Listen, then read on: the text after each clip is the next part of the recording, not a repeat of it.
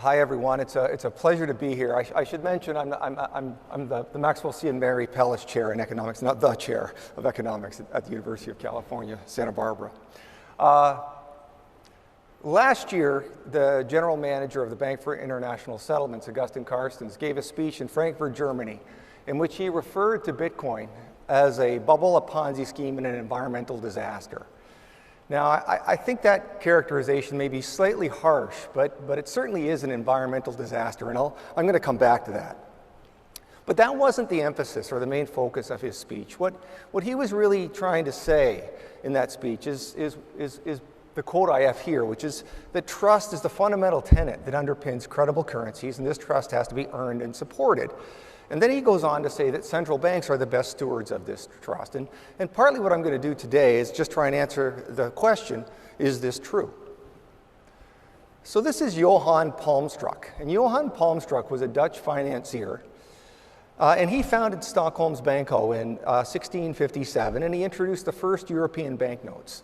So these were paper notes that were backing gold and silver coins that were held at the bank.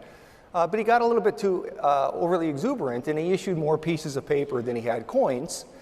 People started to get nervous about this. There was essentially a run on the bank, and this led to the collapse of Stockholm's Banco and the creation of the world's first central bank, the Riksbank. Now, central bank money is very important today. Central bank money provides a means for people to make large and small payments, but the acceptance of any form of money depends on the fact that if I accept it from you, I must believe that other people will accept it from me down the road. And one fundamental question is, how does a central bank support this belief? And in particular, how do we get to a point where society is willing to trade goods and services for intrinsically worthless pieces of paper? Well, historically, we did this by making sure that we at least believed that these intrinsically worthless pieces of paper were the ones that we agreed upon.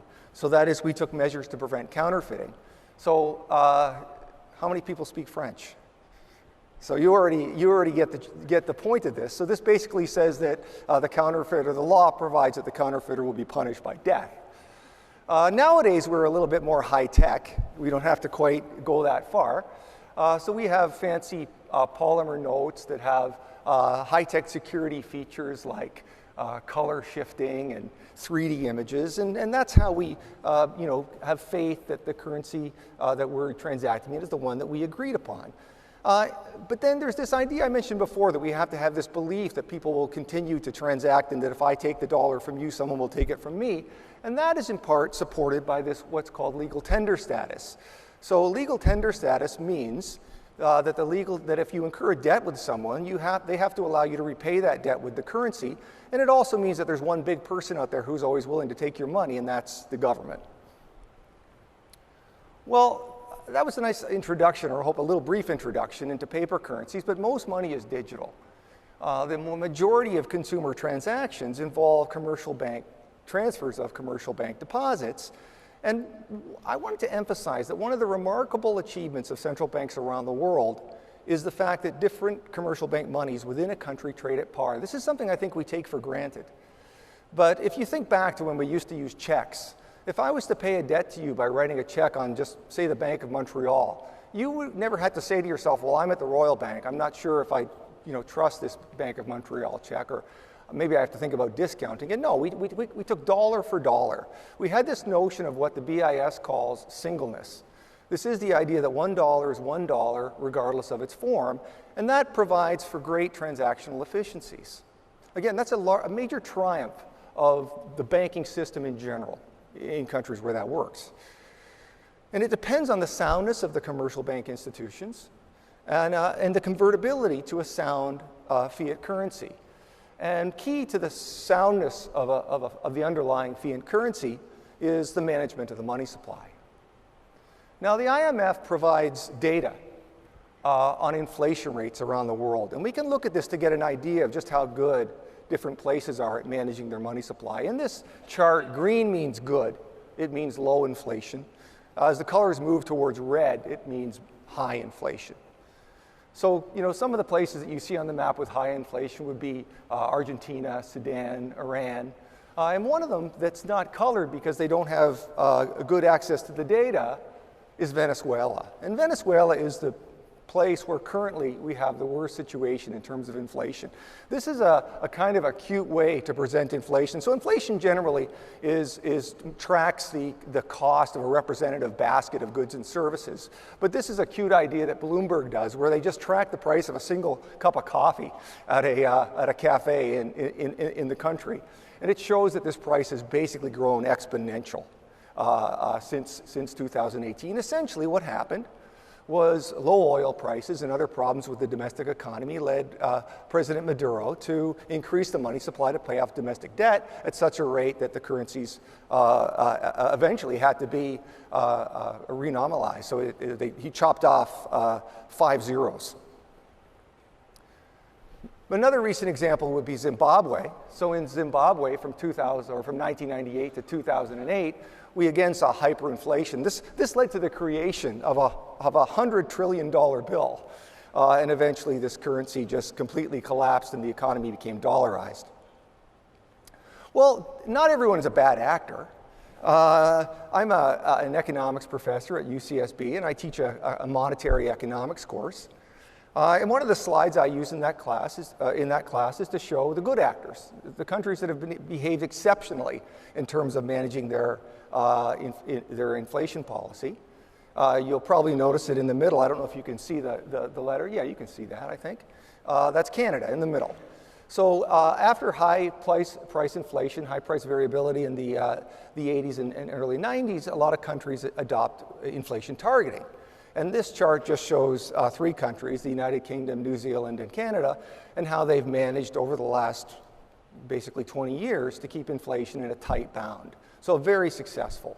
By the way, in New Zealand, it's actually written into the Bank Act that if the governor fails to meet the inflation targets, he or she can be fired. Well, what's the difference between these examples? I just showed you examples of places of really high inflation, hyperinflation, going crazy. I have also showed you examples of good actors. And by the way, when you think about, going back to Bitcoin just briefly, when you think about some of the early calls or reasons why people should hold Bitcoin, they pointed to the idea that you can't necessarily trust the government to manage the money supply. Well, the difference is, I'd like to argue, is central bank independence. So Venezuela and Zimbabwe lack central bank independence. The countries where money supply is managed properly have it, at least to a sufficient degree. So let's think about Canada.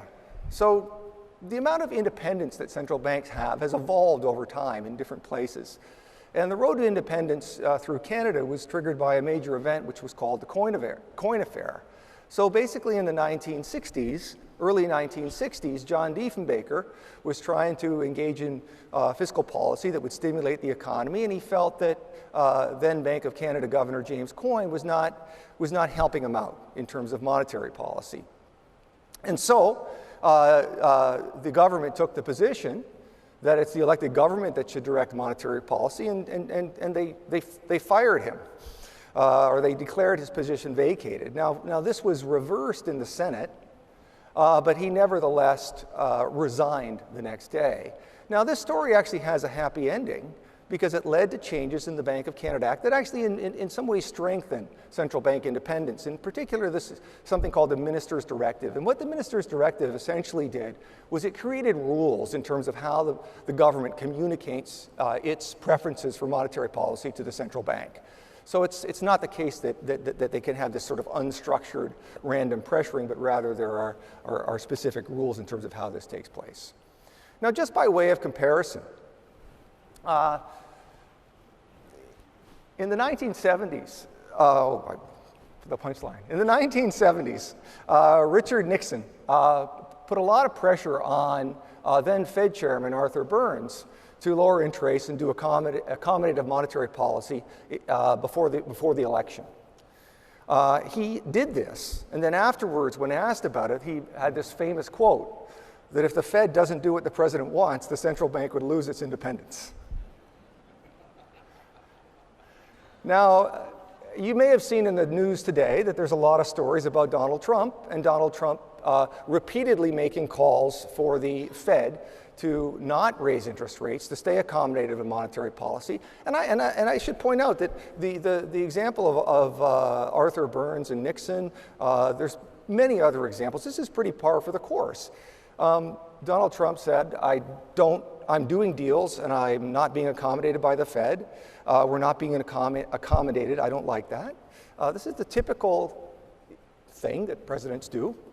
And it's sort of summed up by Mariner Eccles, who was a Fed chair in the 30s and 40s. And he described the Federal Reserve Board, or the Federal Reserve System in general, as an agency of Congress.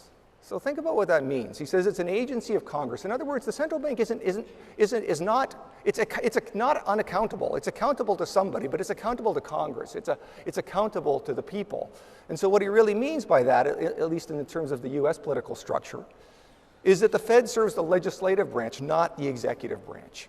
And the key to that is proper incentives, right? Who should you trust? You trust someone if they have incentives to do what you would like them to do. So proper incentives. Congress is acting in the will of the people. The executive branch often wants to get reelected. So you want the incentives to be aligned. By the way, I should say that in that same interview, this Bloomberg interview in the Oval Office, President Trump did say, that being said, I'm not sure the currency should be controlled by a politician. Okay, so let's shift gears a little bit. We talk about trust in central banks, and I made this point that if we have an independent central bank, that's a good place for trust. But we have these new currencies which rely on protocols. So this whole management of the money supply goes away because the increase in the money supply is just hardwired. It's built into the code. But that introduces new problems. There's a currency called Bitcoin Gold. This was built off a hard fork of the Bitcoin blockchain.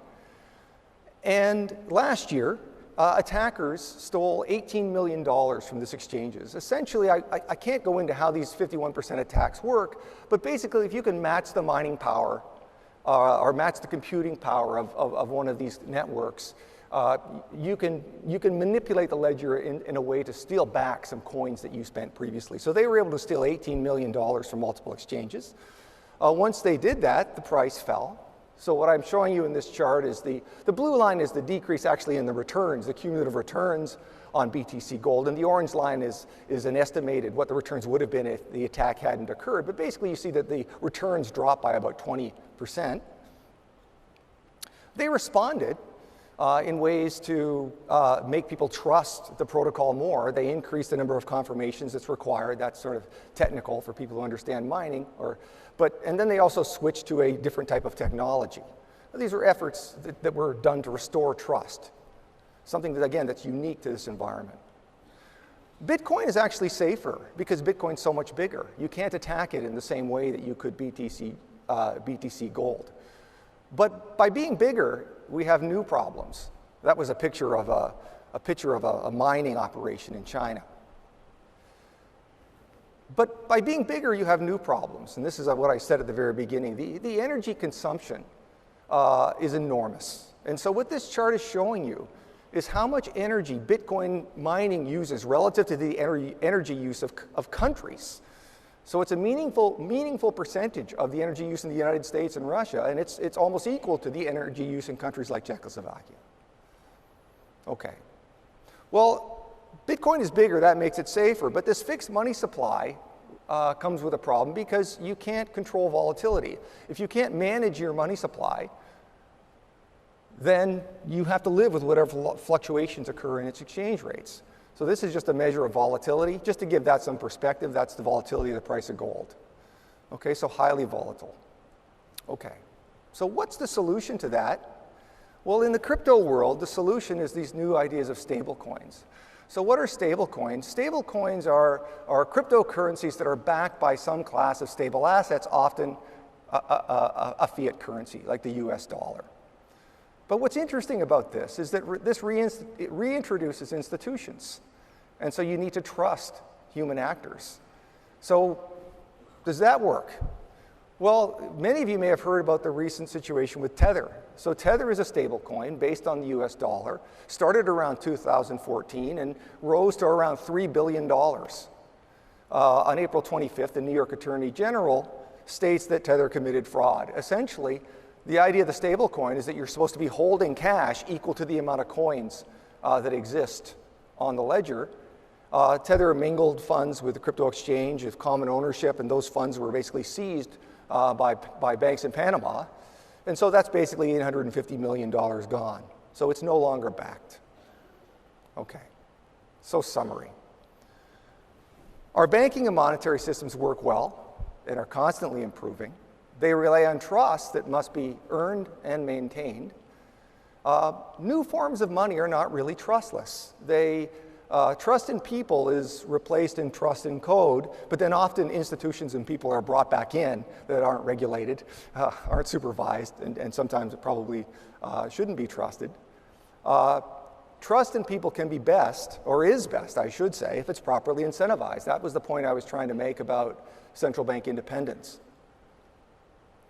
Many new monetary systems have hybrid trust models. Some of these work, some of these don't. I think the basic message there is just to be careful who you trust. Thank you.